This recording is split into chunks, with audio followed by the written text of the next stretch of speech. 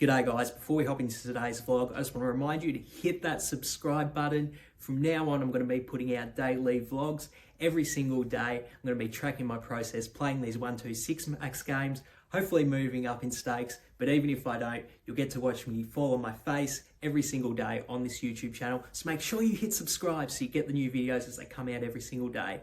For now, onto the vlog.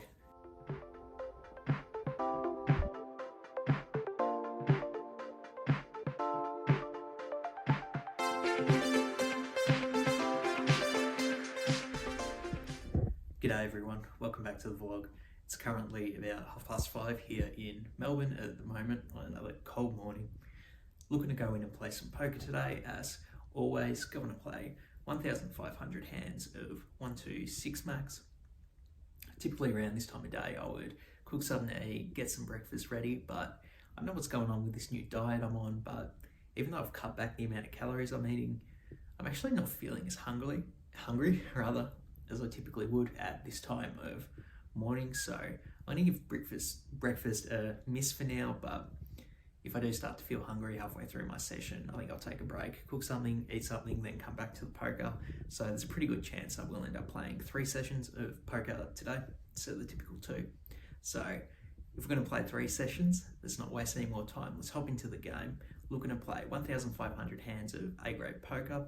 To make sure I do play the A-grade poker, I'm just going to try and focus in and dial in, see what my opponents are doing, what their strategy is, and then try to find optimal ways to exploit that strategy. So I'll just keep that in mind, use the self-talk to stay focused. But for now, I'm going to hop in the game. Let's go.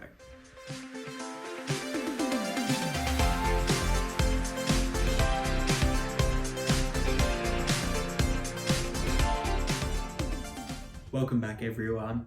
It is currently about 5:30 p.m. here in Melbourne. Funny story about that. I actually finished playing poker at around 3:30 and I just got everything together and I was going to go edit my vlog, but then I actually checked the video when I finished my session and I went over my results and I accidentally recorded it in slow motion. So unless you guys want a 10-hour vlog today, I think I'm going to have to redo it in regular speed. So wrapped up the session at about 2:30. I ended up playing 3 sessions of poker today actually. All of them were less than 2 hours in length. I did take a break to eat sort of towards the end of the first one, and I came back to it 2 separate times.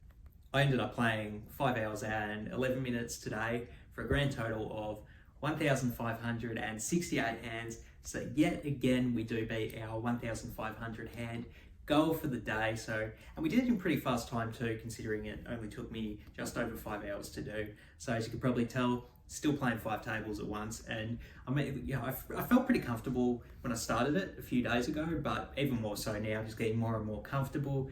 I'm considering moving up to 6 tables at the start of next week, but we'll get to that bridge when it happens next week. In terms of results for the session, they're pretty good. I ended up winning 1,006 on the session. So wow, absolutely stoked with that result. Obviously, not that you want to get emotionally attached to the results, but that is by far the biggest score I've had in a single day on the Day-Leigh vlogs. And I'd be lying to you guys if I didn't say I'm a little happy about it.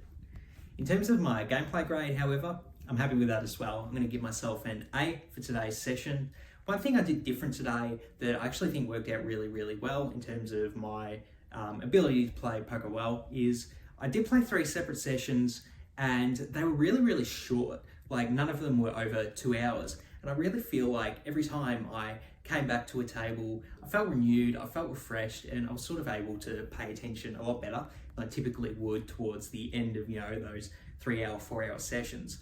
So I think I don't want to entirely change my strategy because obviously it can be a bit annoying just constantly getting up, sitting down, but I will consider going to do 3 sessions every single day and keep all the sessions under 2 hours just to trial it out. I think it might cost me a bit of volume in the long run, but I do feel like it's easier to play my A game when I'm playing poker for less than 2 hours at a time, which makes a lot of sense when you think about it like that. So I do like that I tried that. I do think it worked well for me. I do think I was focused. I do think I exploited my opponents pretty well. So I am very happy with this session. And obviously I run really, really well to have such good results. That goes without saying, but despite that, I do think I play well as well, so an A feels right for today. But with that out of the way, let's get into the hand history that I recorded about an hour and a half ago now. Let's get into the hand history for you guys. Enjoy.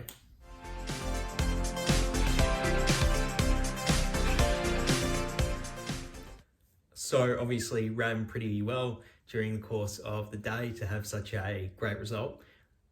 But having said that, some of the hands didn't quite go my way, as you'll see in this next one.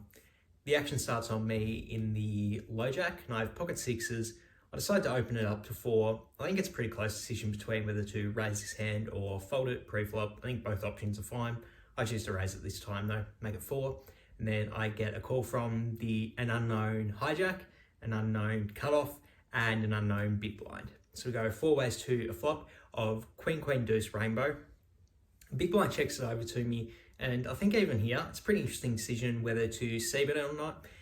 The reasons I would like c-betting are, if a worse hand is going to call at all during this hand, it's going to be on this street. You know, opponents can all have like ace-2 suited, pocket 3s, pocket 4s, pocket 5s. All those hands might call on this straight, and they might fold too. But if I'm going to get any value, it'll be on this straight. Plus, if I bet, I get to deny equity to all the hands that have overcards to them. Having said that though, betting into 3 people, always a bit dicey considering any one of them can have ace queen, king queen, queen jack, queen 10. So it is a bit dicey to bet into so many people with middling strength hands. So I think the correct decision probably here would probably be just to check, but I'd make what is probably a slight mistake. I decide to bet it. I go ahead and make it 8. And then I get a call from the hijack, the cutoff, and the big blind folds. So we're still 3 ways to a turn. I'm planning to give up here until we see the turns of 6 of hearts. So absolutely magic turn for us. We do turn a full house here. And now I actually have a pretty interesting decision whether I want to go for the check raise with my full house or whether I just want to continue betting. The reasons I would like potentially check raising here are, it's very, very likely that one of my opponents does have trips, because like I said, pre-flop they have all their ace queen, king queen, queen jack, queen 10. So any of those hands, when we check to them, they're probably going to go ahead and bet. And then when we check raise, we can look to build an even bigger pot with our full house. But the reasons I prefer continuing to bet, I do actually prefer continuing to bet, is because I think if we continue betting, it looks more like a line I would take with a bluff. So for example, if I do check raise here, that line is going to look so strong that I think I could potentially induce hero folds from hands as strong as a queen. Whereas I just if I do continue to just bet out, my opponents might put me on a bluff rather than a really strong hand, and not only continue to call down with their queens, of course they're going to continue to call down with their queens, but maybe even some other hands that want a hero call, pocket 9, something like that. So I do go ahead and bet it. I make it 49. Then the hijack folds and the cutoff calls. Beautiful, love that. So we are heads up to a river. The river is the 9 of spades. So the action's on me here, and I have about 140-ish left, so it's about a one pot size bet left. So I think it's a pretty no-brainer decision to go all in here. Obviously, it looks like my opponent has a queen, so hoping to get paid off by a queen. I rip it all in, then my opponent starts tanking before eventually folding, unfortunately. So we don't get paid off there with our full house. But then after I've scraped in the pot, my opponent shows his cards on the screen and he had ace queen. I can't believe he folded ace queen there. Obviously a really good fold by him. I guess my line did look very strong. Not really sure what to make of that, except for that I'm disappointed. And I wouldn't have made that fold with ace queen there. Surprised he didn't even put me on like king queen or even a chop at least. So power to him, it's a really good fold, and bummer for me. So pretty curious to hear what you guys think of that hand. Obviously my opponent made a crazy hero fold there. I would have never made that fold myself, but hop down in the comments below. Let me know what you think about that hand. If you're in villain's shoes with ace queen there, are you ever going for the fold with that hand, or are you snap calling it off there? Really curious to hear what you guys think. Maybe you guys can come up with a rationale as to why my opponent would make such a big lay down. Super curious to hear what you guys think about this one, because myself, I'm a bit confused, to be 100% honest. I don't know what they were thinking to make that fold. Obviously pretty devo. Maybe it was a misclick. I'm not really sure. Let me know in the comments below. But for now, I'm out of here. It's going to wrap up another vlog for today. Appreciate you guys watching. Thank you so much. If you haven't already, hit that subscribe button down there. Really helps the channel out. For now, I'm out of here. Peace.